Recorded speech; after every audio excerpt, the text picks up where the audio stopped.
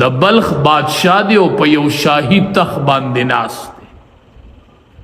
دی کې یو کس راغی ورته وایي حضرت یو مسافر راغلی دی دی بنگله کې ګرځي را ګرځي شاهي دربار کې ګرځي را ګرځي د وی راوی غواړي. ابراهیم ابن ادهم رحمت الله علیه ورته وایي څه کوې؟ هغه ورته وایي دا سرای مې کتله دا سرای مې کتله. دی ورته وایي دا سرای نه ده دا شاهي محل دی زه په شاهي تخت ناست یم دا شاهي محل دی. هغه ورته وایي نه دا سرای ده سرای دا مې لږه کتله وی نه دا شاهي محل دی. دی ورته وایي دا شاهي محل دی. وی آو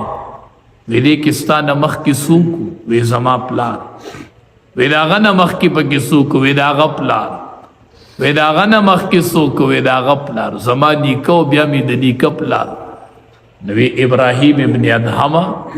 سره یو مسافر خانه وی دی ته چې یوه ورځ پکې د یو مسافر شپه یې بله ورځ پکې د بل مسافر شپه د پرون دی پکې د پلار شپه وه نن دی پکې ستا شپه ده سبا به پکې ته نه او د بچو به دې شپې. دا مسافر خانې دي د دنیا کورونه دا مسافر خانی دی او دا سرائی دی سرائی مسافر راضی شپه پکی تیری او روان دی. نبی علیہ السلام را تلومبے خبر دا وکړه چې کن فی الدنیا کأنک غریب. دویم خبر او عابر سبیل یا په دنیا کې دسی ژوند تیروله که د لارې تلونکي په لاره چې سړی روان نو تاسو ته مه وي چې په لاره سړی ځي دی اوبه څکي که نه او ډوډۍ م خوري اوبه م څکي دمه م کوي خوب هم کوي نو دا هر څه به کوي خوړه نه کلکوي په لاره روان چې هغه ړه نه کلکوي. نو دنیا کې خوره او څکه او اغونده خوړه پکې مه کلکوه چې آخرت تر نه هیر نشي. دنیا کې ړه مه کلکوه دنیا کې وړه نه کلکوي. اچانک به الموت یأتی بغتتن مرگ بډیر اچانک راشي ډیر ناڅاپه به راشي پوری به پوری پاتی او را پوری به را پوری پاتی. ډیر د افسوس په حالت کې بعضې مرګ راشي سړي نه هر څه نیمګړي پاتې شي د سړي ارمانونه نیمګړي پاتې شي نیمګړي ارمانونه دا دنیا د نیمګړو ارمانونه دا هر څه به نیمګړي کېږي. د دنیا په یو شي به مړه نه مطمئن چې کله نبی کریم صلی الله علیه وسلم صلح حدیبیه وکړله مشهوره صلح ده شرایط په هغې کې توی شو چې د مسلمانانو نه څوک کافرانو له راشي نو دی به واپس کېږي د کافرانو نه چې څوک مسلمانانو له راشي نو دی به واپس کېږي. دا به مونږ له راکوئ دا شرط پکې توی شو او چې د دینه اپله راشي دی به نه واپس کړي. صحیح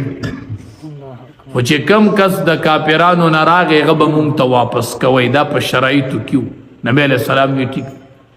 چې څنګه صلح وشوله دې کې یو کس ایمان راوړ ابو بصیر رضی الله تعالی عنه نومې دی هغه ایمان راوړ راغی چې د دواړو جهادو سردار خواته کېناست. نبی علیه السلام ورته وایي ما خو صلح کړی صلح کې شرط دو چې د کافرانو نه څوک مسلمانانو له راغی مسلمان شو دی به واپس کېږي مسلمانان به ځان سره نه ایساري ته واپس هغه وایي د الله حبیبه زه خو نه ځم ما ایمان راوړی دی ما خو قوم نه پرېږدي زه چېرته لاړ شم. نبی علیه السلام ورته وایي زه دین نه پرېږدم ما شرایط لیکلي دي زه جنگ نه ګرموم زه تا نشم ایسارولی. هغوی د الله حبیبه هلته مې قوم نه پرېږدي دلته ته اجازه نه زه دې نشم پرېښودلی واپس. اقا صحابي ابو بصیر رضی الله تعالی عنه نبی علیہ السلام واپس ولی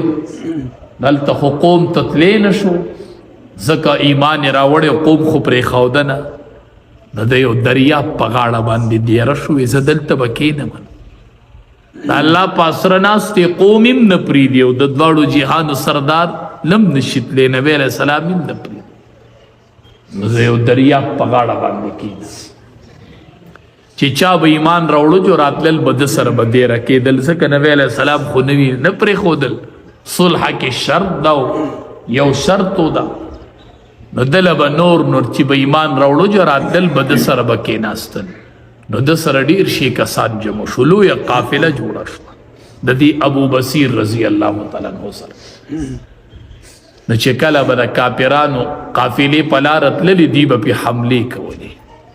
نو دی کفارو نبی کریم صلی الله علیه وسلم ته سوال جواب وکړل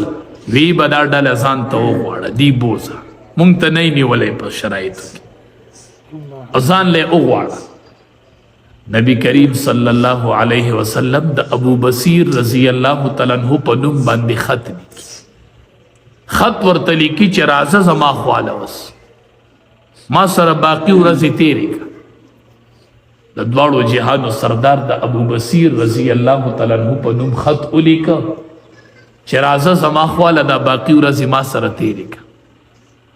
هغه خط چې کس راوړو نو نبی علیہ السلام ته پته نه وه ابو بصیر رضی الله تعالی عنہ ډېر بیمار شوی سمندر هواګانې چلیدلې وې سمندر هواګانو والی ډېر سخت بیمار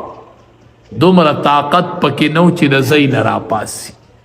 او دی کې ولا د دواړو جهاد د سردار د طرف نه خط چې ابو بصیره راځه دا باقي وخت ما سره تیر که بس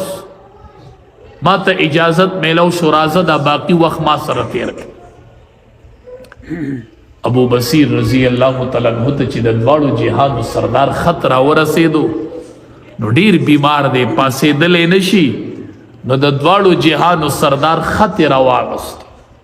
خط راغسته دی او داسې خط پړاوی چې نبی علیہ السلام ورته خط کې لیکلي چې زما خواله راځه ما ته واپس لیږلی وې خدا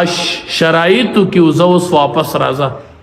ابو بصیر رضی الله تعالی عنہ خط راغسته د نبی کریم صلی الله علیه وسلم هغه خط پړاوی خط د لاسو نه ارتو شو